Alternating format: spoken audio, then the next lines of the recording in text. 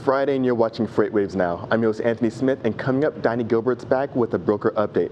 We also have Andrew Cox. He's going to give us a DHL supply chain pricing power index update. But first, we're going to go to Zach Strickland with the carrier update brought to you by PowerFleet. Stay tuned.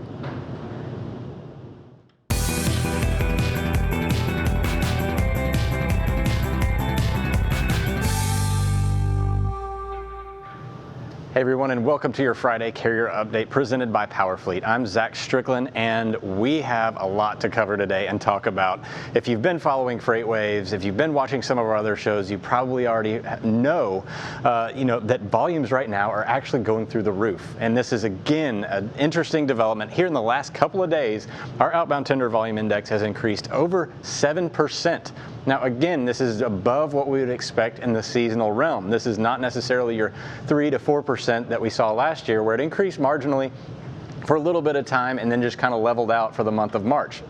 This is a breakout above about 4% above what we saw this time last year. So this is not just your standard run-of-the-mill seasonality. This is more of a black swan type event where we're looking at probably a lot of panic buying going on out there in the United States, a lot of inventory rundown too. So again, this is probably not sustainable at this level, but we do have a lot of inventory buildup due to trade war and also the Chinese New Year preparation. So trucking volumes domestically are going crazy right now, and it's not necessarily just limited to one specific market or area. Looking at capacity as well, so tender rejection rates, not necessarily blowing the doors off at 6.21%, but the direction and magnitude of this shift, you can see down there at the bottom of the chart that tender rejection rates were approaching 5%. We had hovered around 5.3 for a little while, but here in the last couple of days, we have surged all the way from 5.3% to 6.21% nationally. So national tender rejection rates starting to increase again. Tightness is occurring right now all over the country. So just to illustrate that, again, looking at this big tree map behind me, you can see that it is mostly green. The green is an indication of increasing week over week. So all of these markets you see in green have increased in volume week over week. This is the outbound tender volume index on a tree map. All the 135 markets are represented here. Every single market here, about 95 of the 135 markets that we track are in green. Our poor people down here in Nashville, Tennessee, seeing a decline in volume, and our thoughts and prayers are with them as they recover from the tornado. There's probably a little bit of an impact there due to that, but all these other markets, the largest markets in the country, Atlanta, Ontario, Dallas, Allentown, Pennsylvania, Joliet even. Joliet has had a very soft year, has finally seen some increase there. And everywhere else, Atlanta, Ontario, Dallas, 22, 14, 7.9%. These are significant week over week increases. You do not see this. This is not a standard pattern. So essentially what we're seeing is a lot of prep in the country, probably in relation to the coronavirus, a lot of panic buying. Everybody knows that there's going to be shelf rundown, inventory rundown, and they're probably getting ready for it. How long it'll last, we're not quite sure just yet. Tender rejection rates throughout the country, again, a similar story. Tender rejection rates in about 90 of the 135 markets, all increasing week over week. That's the point of this chart here, is to look at and see just how widespread the tender rejection increase is. It's not simply in one or two markets. It's all over the country. So looking at general conditions throughout the United States in terms of rejections and capacity, you can see here's our top 5 markets. We're showing strong increases in outbound reject volatility in 4 of the top 5 markets.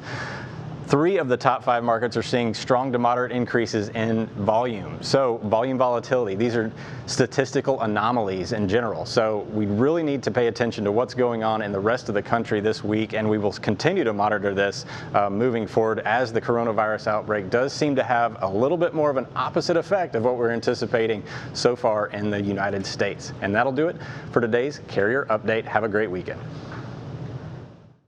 The comprehensive logistics offerings from PowerFleet cover in-cab ELD, fleet management, trailer tracking, cargo monitoring, and tracking other assets such as chassis and intermodal containers.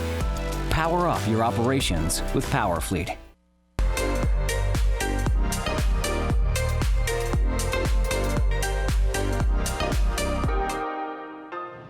Thank you, Zach. My name is Donny Gilbert, and today we're going to look at the long haul, what's going on now since today's Friday. Right now, what are drivers wanting? They're wanting all those miles to run over the weekend. So I'm going to start out with looking at our long haul tender rejection rates, kind of what the U.S. average, what is going on with tender rejection rates for the long haul industry right now. And of course, here over the last couple of days, we've seen tender rejection rates start to rise up. Here they've gone from just above around 5.5 all the way up to almost 6.5. So we're looking at about 100 basis points increase. And what this is telling us is that overall spot market rates for your long haul freight are starting to pick up. So that's what we kind of want to see right now.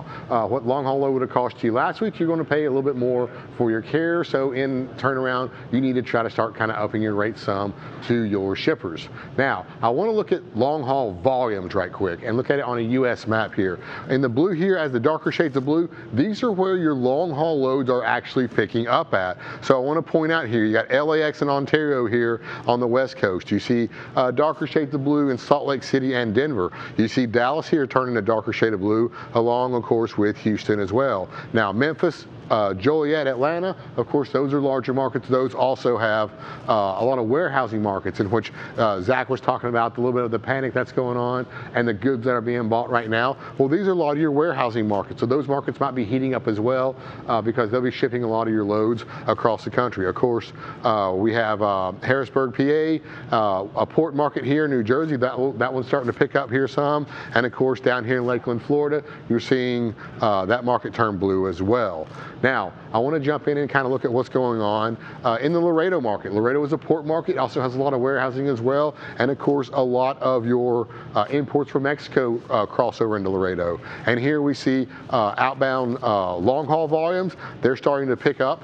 I have our long haul outbound volumes here in blue and our tender rejection rates here on the green line. And you see here from just about 10 days ago, we've seen tender rejection rates jump up to a little bit over 7%, meaning that our right now our spot market rates are kind of just above the contracted rates in the market, but they're trending upward as well as our volumes are starting to trend upward.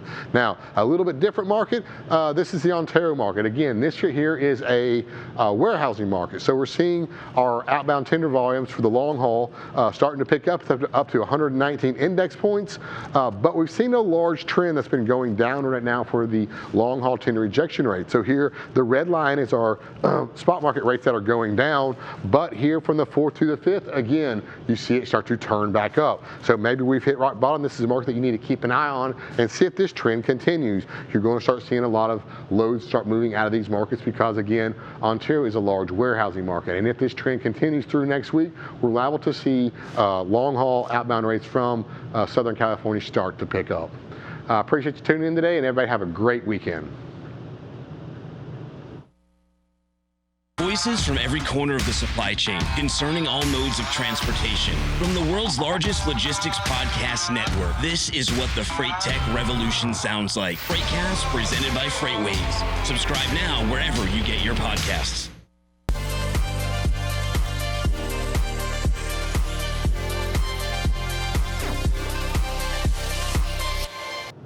I'm here with Andrew Cox for our DHL Supply Chain Pricing Power Index update. Andrew, what do you have for us today?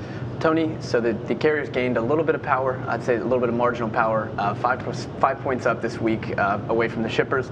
And our reasons for this is we've actually got pretty strong volumes. This likely won't last because of the impact that the coronavirus will have on consumers. It's already shutting down schools for a few days, so across the country in some places. So we do think that consumer sentiment will be hurt and this will impact volumes. But right now, we're already above the peak that we had last year, midsummer. Right. So volumes are really strong on an outbound tender volume index side of things. Got you. So a lot of near-term effects for the stemming from the coronavirus, but not something that's looking to be sustainable. Yeah, they haven't. I mean, it really hasn't. I thought they would have already impacted truckload volumes, already impacting intermodal volumes and impacting maritime shipments and imports on both coasts. But it hasn't trickled down to truckload yet. It likely will.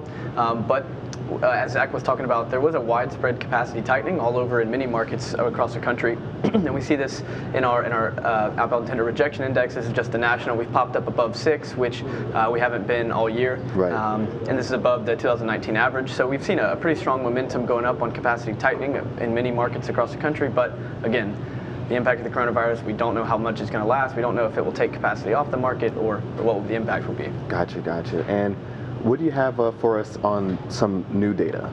Yeah, so we do have some brand new data. As we announced yesterday, we have a partnership with truckstop.com to get some weekly spot rate data, and on 100 different lanes. I just picked 5 of the biggest here to show that both of these dynamics that are happening, increased volumes and a little bit of tightening capacity across the country. It did have some spot rate increases in a couple of the lanes. So these are just some of the ones we post. We're going to be using these more often now. This will give us a little bit of a better insight than our previous spot rate data. So we'll be using this moving forward. Excellent. So this is really going to be a little bit more in depth, a little bit more near-time data sets that we're really accustomed to. So it's really going to be able to fine-tune some of your deep dive researches. Definitely. It's just another tool in the box for us.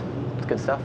Awesome. And so what do you see, I always ask you this every week, your outlook for the index moving forward in the next 3 months? Yeah, we always do a 3-month outlook, and honestly, it is extremely blurred by the coronavirus. But we do think that some of this power will shift to the carriers if we can weather this coronavirus storm. If the freight finally comes from China, they get their production back up, and we get all that freight to the U.S. Sometime early summer, by May or June, then we can see capacity kind of tightening if there's not widespread quarantines from the coronavirus. Got you. So a lot of uncertainty, a lot of movement early on, but not just quite sustainable just yet, potentially. But certainly. It sounds like you and your team are going to be on it for any breaking developments. Yeah, definitely, man. The truth is that we have a lot of uncertainty, and we don't know exactly what the impact will be, but we're going to be updating everyone continuously. Andrew, thank you so much. I appreciate it. And thank you so much for tuning in. That's going to do for this update for the DHL Supply Chain Pricing Power Index. We'll keep you posted on next week.